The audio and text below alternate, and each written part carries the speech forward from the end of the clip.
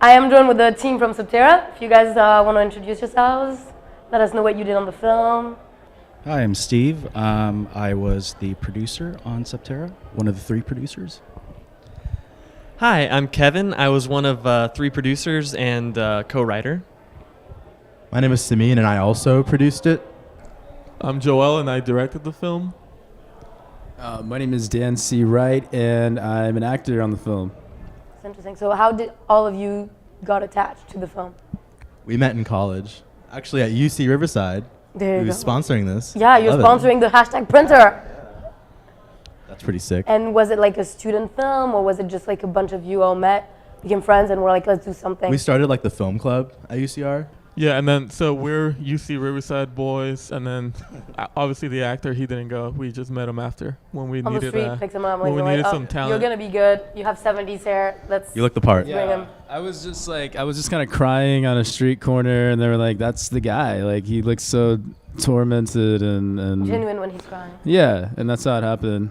There was no other casting process than that.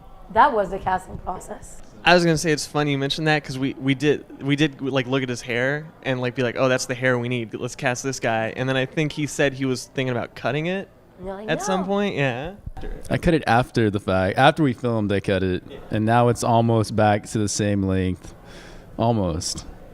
But I don't know. But no, I didn't cut my hair during the film. I was taking pills to actually grow my hair longer. Like, what are those like little pills, biotin? I don't know, but I wish I knew. It's called him. I would use them for sure. It was because he gave me a complex. He was like, I don't know, it looked longer. And yeah, anyway, that's another story. Yeah, I did give him like a bit of a, because the hair was really important to me. So even though his hair was long, like I was like, I wish it was longer. So I was even considering like, hey, like, have you ever worn a wig? Would you be down to wear a wig? And Wow. yeah, but no, the biotin helped. Like, it looks pretty good on film. Oh wow. Did you do research to figure it out, or did you knew? Is that random knowledge you have? Well, I just barely found out right now that he was taking supplements. He just Yeah. no. I think I asked somebody. Yeah, I was doing research. I was like going to places, and I was like, hey, how can I need to grow my hair out. I need to grow it After fast. taking his craft very seriously. Yeah. Just tell us about the film.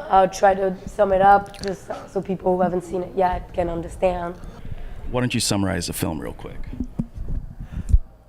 Okay. If you want to stand up, feel more. No. You just practiced this earlier. I know. So the film is about a young musician who's just very much in love with like metal music and like old, especially like say like 70s, 80s metal, right? And he's like kind of a musical perfectionist, but he also plays in this cover band with his dad and a couple of his dad's friends, and they're pretty popular in like the area they play. But he really hates playing that music, like that 80s music. He finds it like weak, it's like weak shit to him. He just wants to play like metal. And so it's kind of a movie about him struggling with like, he is a great musician, but the thing that he wants to like be known for is like out of his reach in a lot of ways. And so it's like him struggling with wanting to do the art he wants to do and finding a way to like actually make a living off art. I think it's a very relatable struggle that everybody who's a creative can identify with. The context, not really. I'm personally not a metal musician, but it's true that the struggle is definitely relatable, and everyone probably went through a moment like this. Yeah. I mean, I think I came up with the film, like at least sort of the storyline, by actually seeing a cover band that it was a bunch of guys that actually looked like they were like in Slayer or something, but they were doing like oldies and like The Cure and like a bunch of stuff like that. But then I think the story came out the way I wrote it, because like this easily could have been about like a filmmaker that just makes wedding videos instead of actually making films, or like an actor that only comes out in commercials instead of coming out like on feature films and stuff like that. So yeah. Oh, specifically in the art world, it's like extremely relatable and. Yeah. Right. Like a writer who just writes ads, like he's not writing the novels and stuff. Exactly. So, yeah. No, extremely relatable. And is this like this cover band gave you like the context? Definitely, yeah. No, I was like inspired. I even we have like a group, where we sort of like go over stuff, and like I think because it's a Facebook group, so like it came up on my like timeline about it was like I wrote to them. I was like, yo, I just saw this band, like, and I think I want to write something about it. But I was in the middle of writing something else, so I was like, oh, I'll get to it when I get to it, and then that actually was what we ended up just going with instead.